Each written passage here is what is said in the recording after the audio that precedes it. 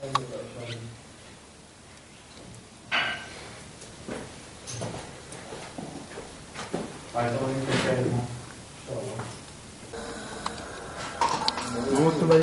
مدرسة الوليدية وهي شارع الخندق. كيف عم يقولوا ملكون جيش؟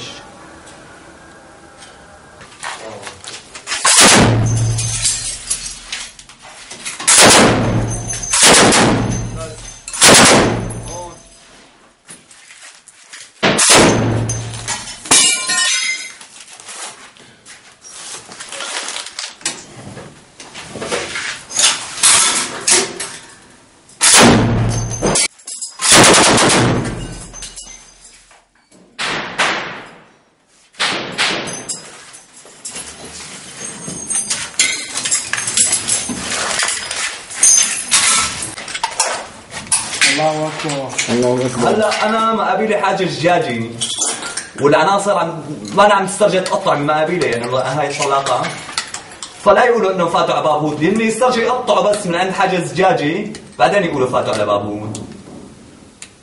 الله يعطيك العافية. الله يعافيك يا رب. الله يحميك ويقويك ويخليك لأهلك. الله يسلمك. باب هود 1/10/2012. صور حمص القديمي من كتائب عبد الله بن مسعود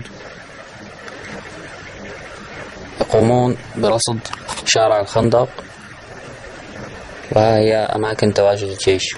نحن مرابطون هنا. نحن الآن في حي باب هود. نلتقي الآن بأحد عناصر كتيبة عبد الله بن مسعود يخبرنا عن الأخبار التي روجها التلفزيون العربي السوري عن دخول الجيش إلى حي باب هود. هل دخل الجيش إلى هذا الحي؟ حي باب هود بإذن الله ما حد يفوت له بإذن الله. حي باب هود هلا نحن وقفنا هون شارع الخندق. حي باب هود لسه ما وصلنا له، لا وصل لا سوق الحشيش ولا حي باب هود.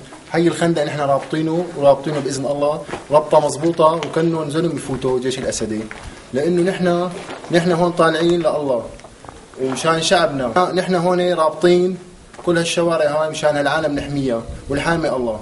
شلون؟ يعني هون القصة كلياتها إنه هذا الإعلان السوري بيكذب ثم صدق، كذب ثم صدق. نحن عايشين أخي، نحن نموت نحن ويعيش الإسلام.